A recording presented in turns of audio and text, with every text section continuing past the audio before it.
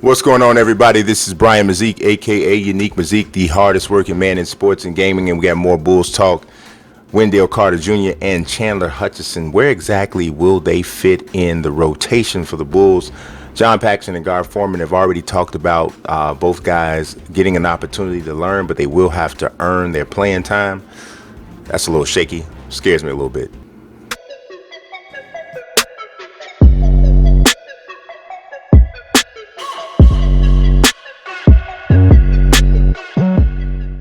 All right, peeps, don't forget to leave a like on this video. It means a lot to me. Let me know you're digging this Bulls content.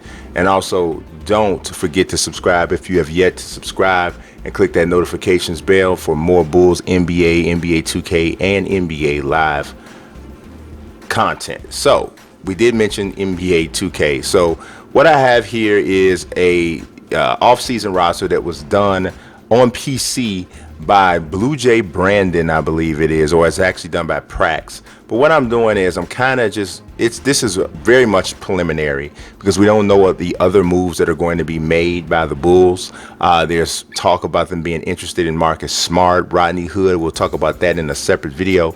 But this is kind of how I see the team looking as of right now. I don't even think that anybody that they bring in is going to drastically impact this starting five, because I really don't think that Chandler Hutchison or Wendell Carter Jr. will start off the season in the starting lineup.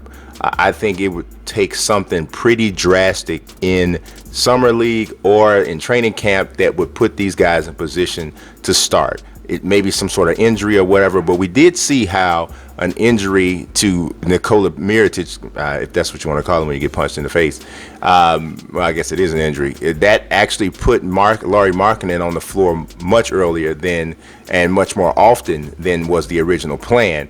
And that actually ended up working out for Markkanen's development, as well as just working out for the hopes of the Chicago Bulls franchise, because we got an opportunity to see that we actually do have a really solid young player on the team. And it also really, I think it helped to buy some time for Bulls management, because it immediately showed that the Bulls got a really valuable asset in the Jimmy Butler deal. So I thought that was important. So who knows, perhaps something similar happens. Obviously, I'm not hoping for anybody to get injured, but you never know, things can happen and guys end up getting clock when you didn't necessarily expect them to get the time. So even if the Bulls were to sign Marcus Smart, which there's, I'm going to talk about some of the other teams that are rumored to be suitors for him. But even if that did happen, if he comes in and I mean, come on, guys, I don't. Marcus Smart's a heck of a defender, but if he's starting at two guard for the Bulls, then we pretty much know that's not a good look. And to me, you got to wonder whether or not Zach LaVine's even coming back, because we're going to talk about that in a minute too. The fact that the Bulls are moving kind of slow with getting him locked up in regards to signing him. I mean, he's an unrestricted free agent. They're not coming forward with that offer.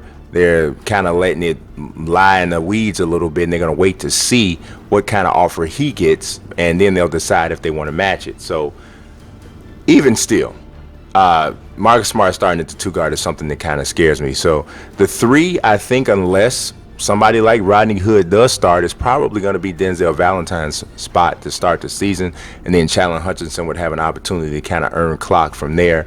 We'll see what happens with Zipser. I personally have seen enough of Zipser.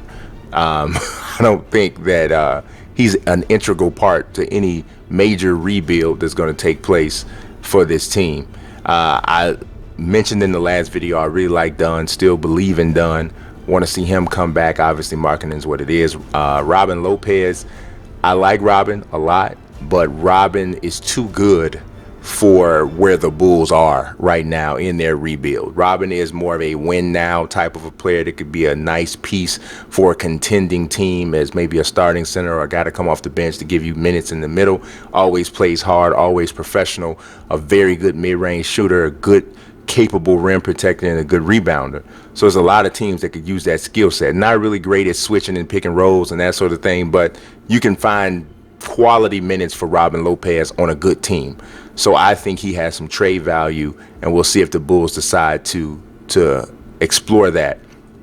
If they do, that probably opens up the door for Wendell Carter Jr. to get clock even earlier.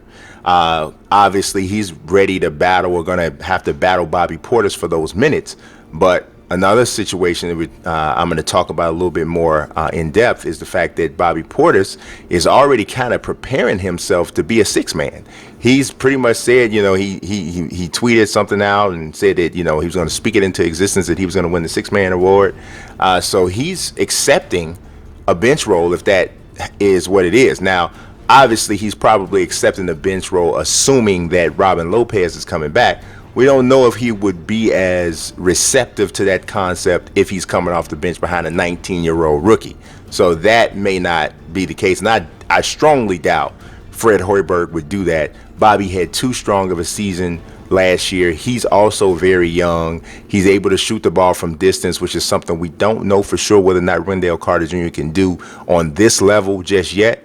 But we know that Bobby can do it, and Bobby plays with great energy, has good attitude on the floor, is very competitive, the whole nine. So we'll see what happens with that. But from a rotation standpoint, I think that you probably start, you know, I wouldn't be surprised, and I can already hear people in Bulls Nation overreacting at this, but it would not surprise me at all if Chandler Hutchison earned minutes before Wendell Carter Jr. You got to think about this. He's an older player. He has more experience playing on a higher level.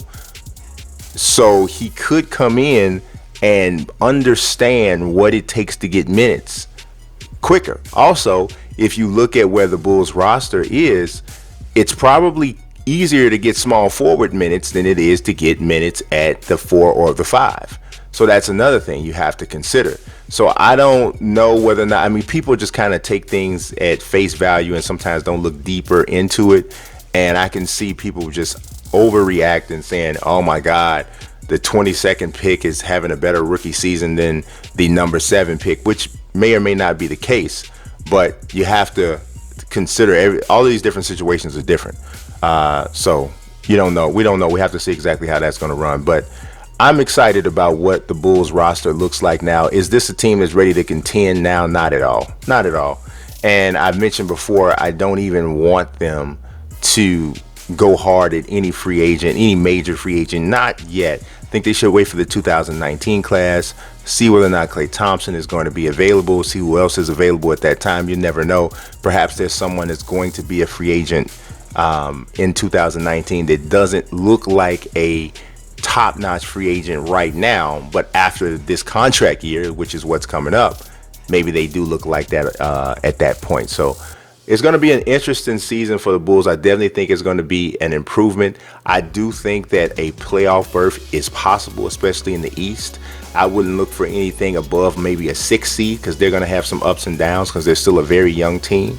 But we have to see how this new core, the 2 new members of the core, respond to Fred Hoiberg. How much has Fred Hoiberg learned and gotten better? I mean, he definitely got a lot better in this past season than he was from the year before.